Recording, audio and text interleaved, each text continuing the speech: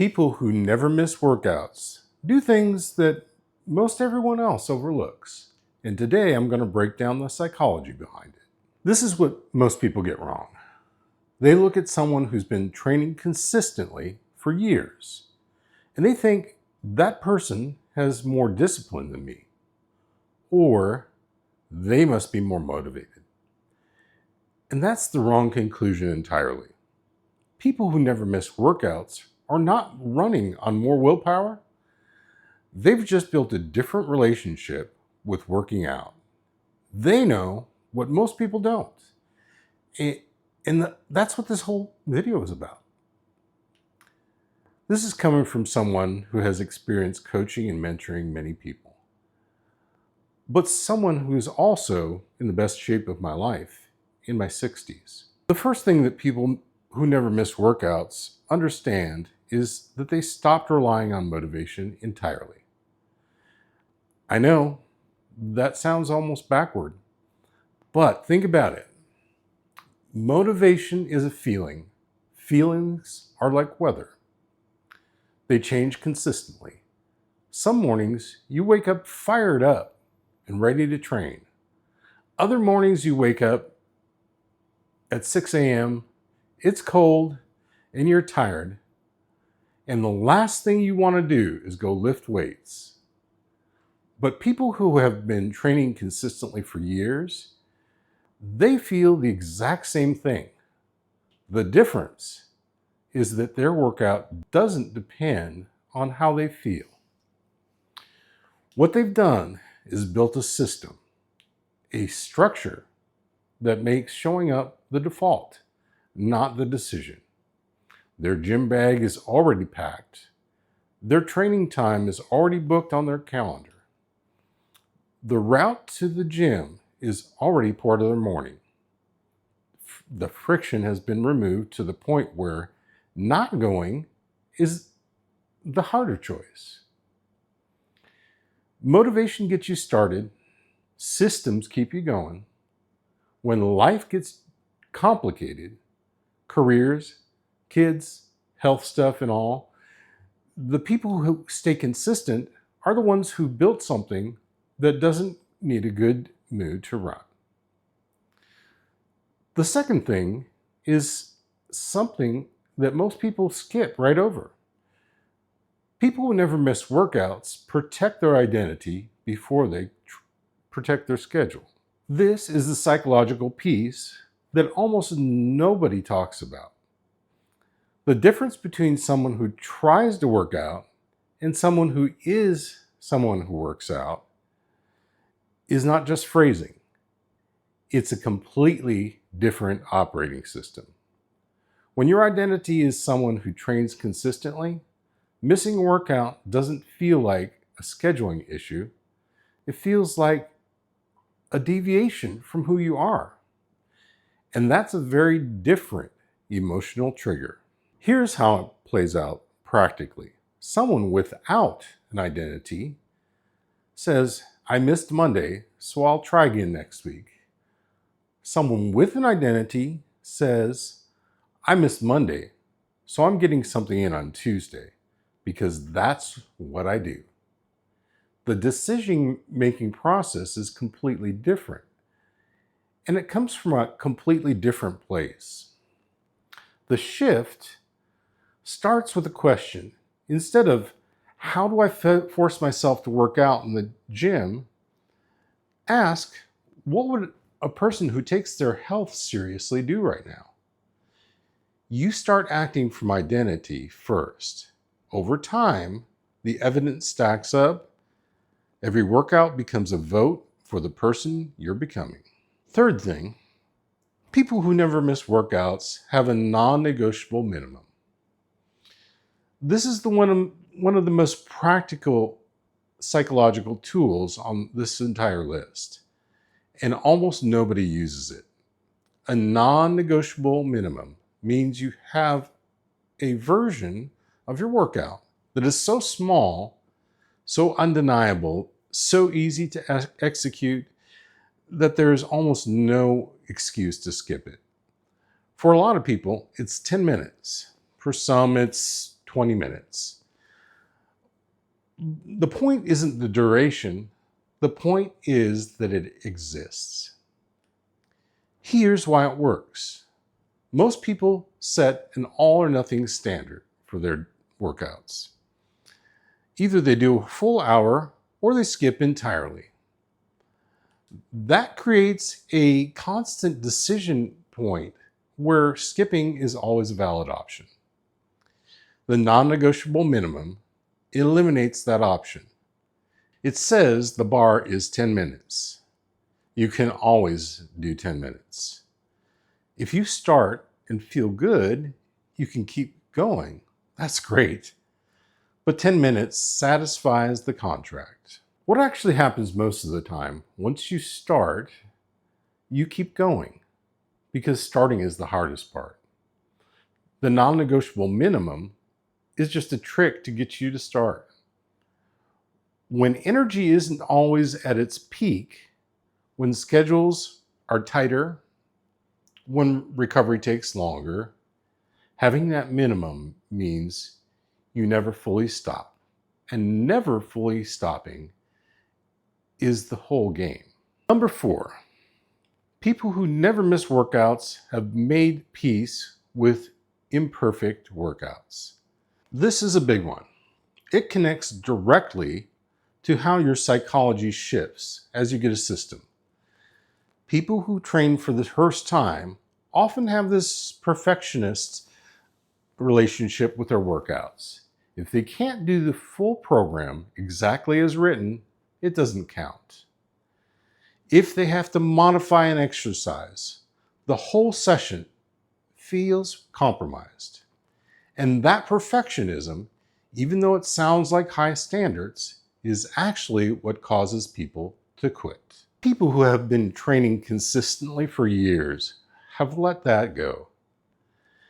They've been through enough situations: travel, sickness, work chaos, family emergencies, to know that a 25-minute workout done under pressure is infinitely better than a perfect workout that never happened. A walk counts. A few sets at home counts. Hitting the gym, even when you're tired and distracted, counts. Simply put, a little of something is always so much more than a lot of nothing. The psychological shift here is letting go of the idea that workouts are only worth doing if they're optimal. Recovery matters more. Some days you have to scale back. People who stay consistent long term have accepted that fitness isn't a 90-day sprint. It's a practice. And a practice does not require perfection. It requires presence. If you've been watching this and realizing that consistency has been a struggle for you, I put together a completely free checklist that covers the exact tools that most consistent people use every single week. To get it, just download the checklist for free. The link is in the description.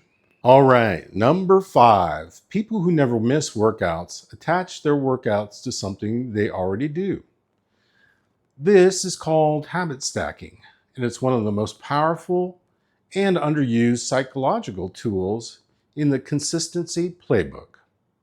The idea is simple. Instead of trying to build a brand new habit from scratch, which requires a new decision, new motivation, new mental energy, every single day, you attach the new habit to an existing one that is already automatic. So instead of, I need to find time to work out, it becomes, after I drop the kids off at school, I'll go straight to the gym.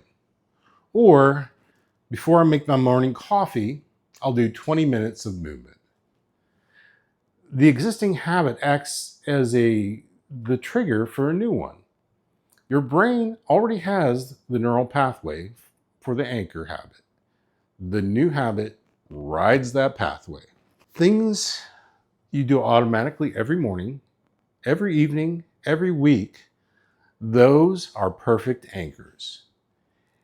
And when your workout is attached to something that already happens automatically, it stops being a thing you have to remember to do or feel motivated to do. It becomes just the next thing that happens. The people who have trained consistently for years almost always have a version of this, even though they never called it habit stacking.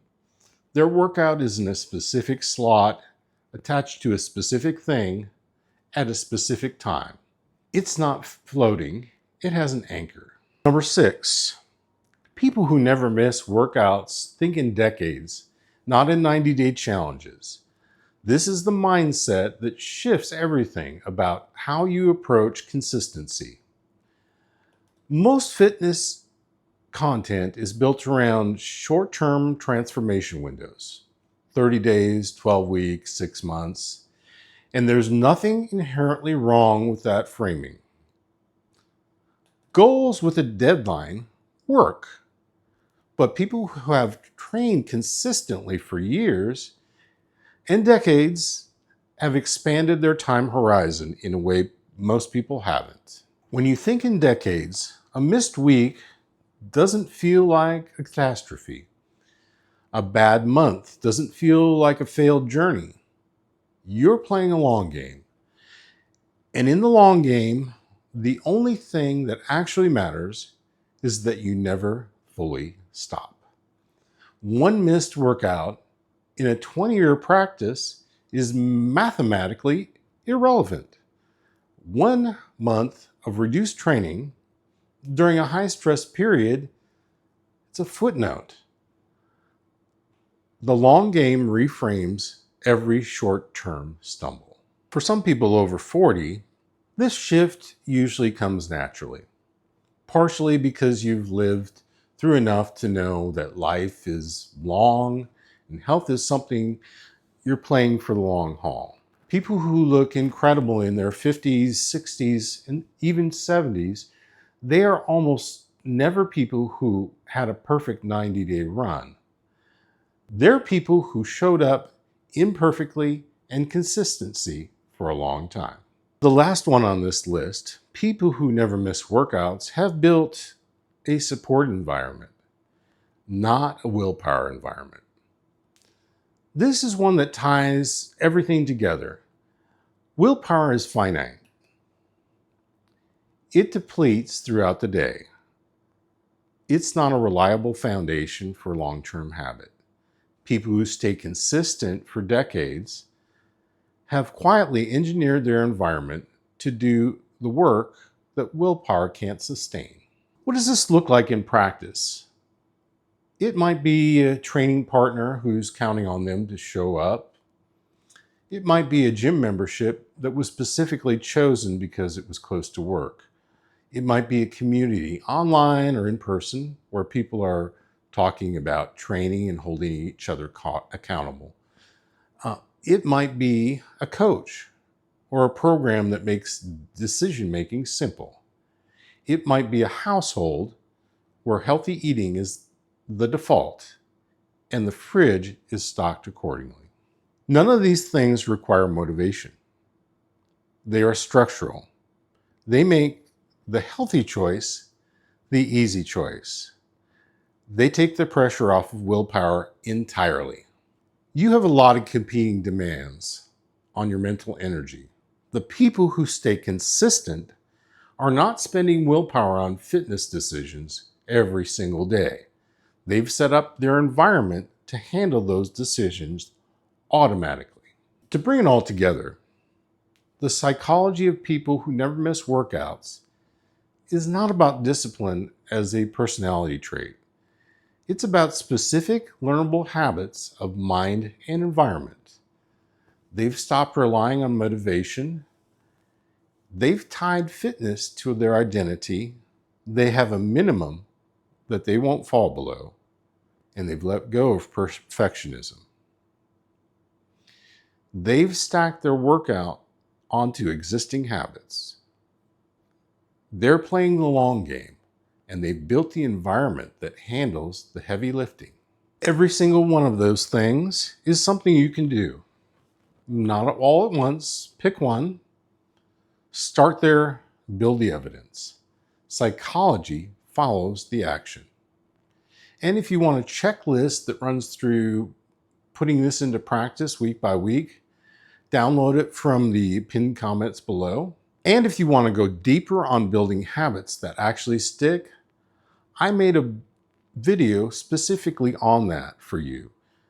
And you can check it out by clicking here.